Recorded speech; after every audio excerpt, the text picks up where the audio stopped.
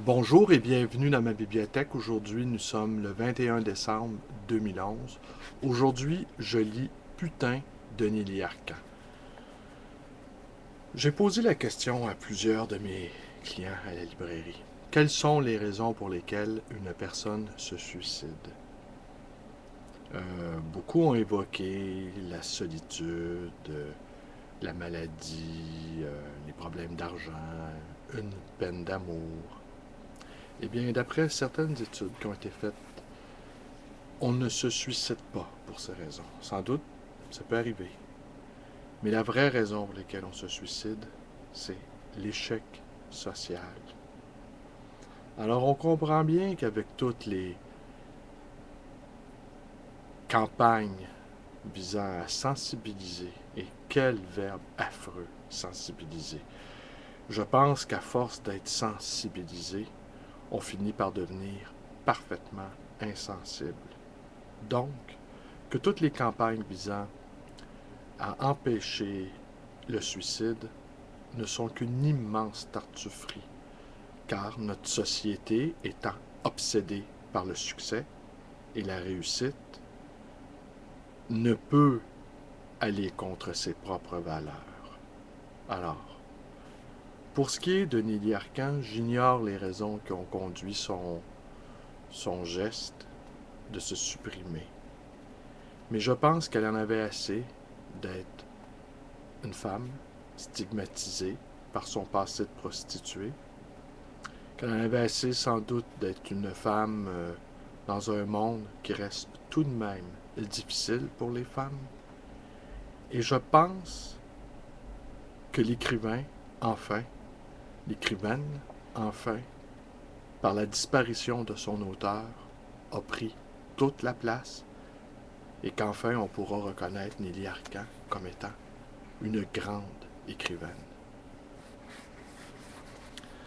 Mais c'est quelquefois au-delà de mes forces, je veux dire oublier, réduire les clients à un seul homme pour ensuite les réduire à sa queue. Parfois, ils prennent trop de place, eux et leurs manies. On oublie qu'ils ont un sexe de les voir ainsi malades. On voudrait pleurer avec eux, car c'est la seule chose qu'il conviendrait de faire. Et dans ces moments-là, ce n'est plus à l'argent que je pense. On ne peut pas penser à l'argent dans ces moments-là. On ne peut penser que jamais on ne pourra oublier ça, la misère des hommes à aimer les femmes, et le rôle qu'on joue dans cette misère, la caresse du désespoir qu'on nous adresse, et la chambre qui se referme sur nous. Et moi, je dis que même en fermant les yeux très fort pour ne plus faire ça, fermer les yeux sur tout, même en fuyant très loin pendant toute une vie, rien ne vous fera oublier la dévastation de ce qui a uni la putain à son client. Rien ne fera oublier cette folie vue de si près qu'on n'a pas reconnue. Enfin, pas tout de suite, qu'au moment où on s'est retrouvé seul et qu'on n'a pas su ne pas y repenser. Comme cette fois où la porte s'est refermée sur Michael, le chien, l'homme de 6 pieds qui voulait qu'on lui écrase les yeux avec les pouces. Je ne sais rien de lui parce qu'il ne m'a jamais parlé, et à bien y penser, il aurait fallu trop de temps pour me raconter l'histoire des connexions qui l'ont amené à jouir du mépris qu'on lui porte, à se masturber en se représentant la cruauté des autres, à lui donner des coups de pied. Et ce n'est pas pour rien qu'on l'appelle le chien. Comment oublier cet homme qui jappe et qui geint comme une bête, qui veut qu'on le frappe au visage en lui criant de ne pas décharger. Je ne t'ai pas demandé de me regarder, cabot. Baisse les yeux et lèche ça, prends ça, ça t'apprendra. Et qu'est-ce que c'est que cette larve de chien qui bande malgré les coups de plus en plus assurés, malgré l'absurdité de bander ainsi de la douleur et de la honte de me faire voir à moi, putain, la plus triste des spectacles, la dévotion de l'esclave à son maître. Et ensuite, quoi? Comment ne pas exécrer la vie à la sortie de ce tableau? Comment ne pas chercher ce qui se cache derrière, le complet de tous ces hommes au dehors qui traversent la rue pour aller au travail, la petite valise qui vole au bout du bras et qui donne du sérieux à la démarche? Comment ne pas avoir la nausée des institutions et des édifices à bureaux, enfin de tout ce système de chiens qui joue aux hommes d'affaires. Et si un jour je le croisais au dehors dans le vrai monde, à l'extérieur de cette chambre, je me détournerais de peur de ne rien lui trouver d'anormal, de peur de ne pas reconnaître en lui la marque de la folie et d'être moi-même devenu un peu folle.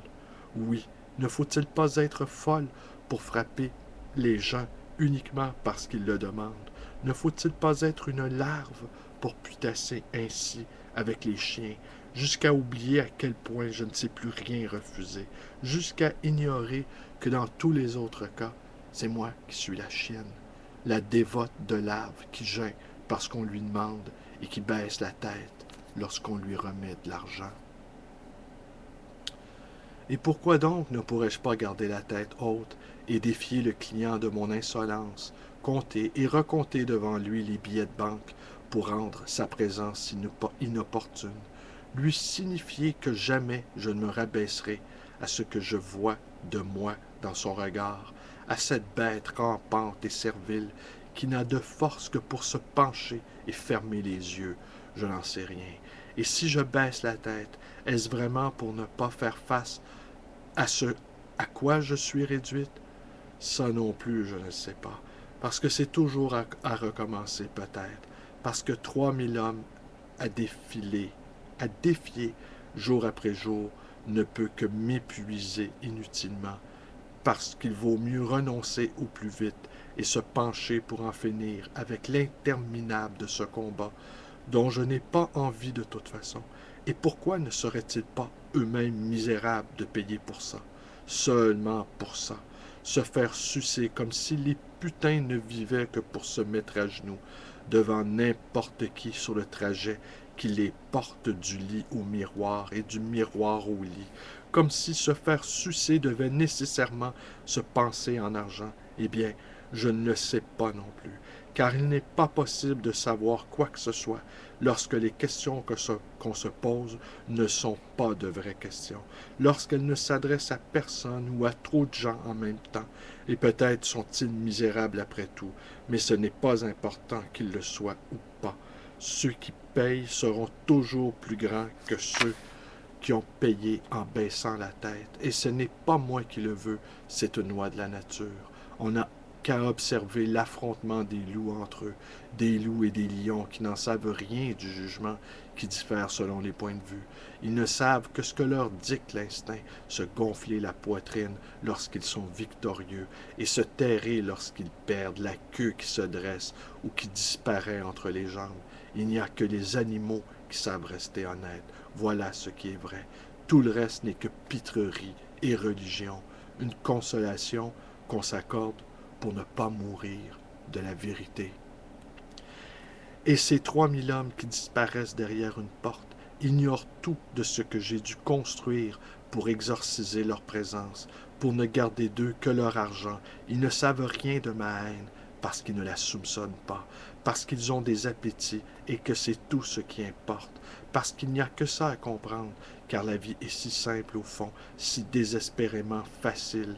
D'ailleurs, ils doivent filer, retourner à leurs fonctions, de présider leurs réunions, à leurs allures de père. Et parfois, lorsque je suis seul ici et que rien ne se passe, je reste immobile dans le lit en écoutant le bruit de la vie qui s'anime dans l'immeuble, des casseroles qui s'entrechoquent dans la cuisine du voisin, des chasses d'eau provenant d'un lieu indéterminé, de quelque part en bas, à gauche.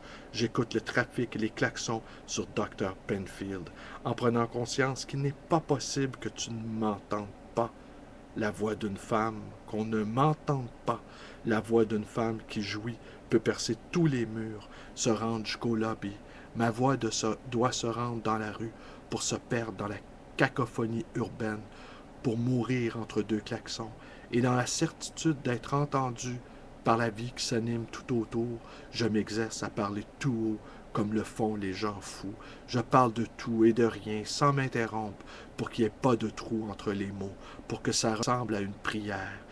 Et il faut que les mots défilent les uns sur les autres, pour ne laisser aucune place à ce qui ne viendrait pas de moi. Je parle comme j'écris, assise sur le lit, devant les rideaux tirés de la fenêtre, en tournant sur moi-même, en fixant les murs, les draps, le fauteuil, la table de chevet, la mousse sur le plancher.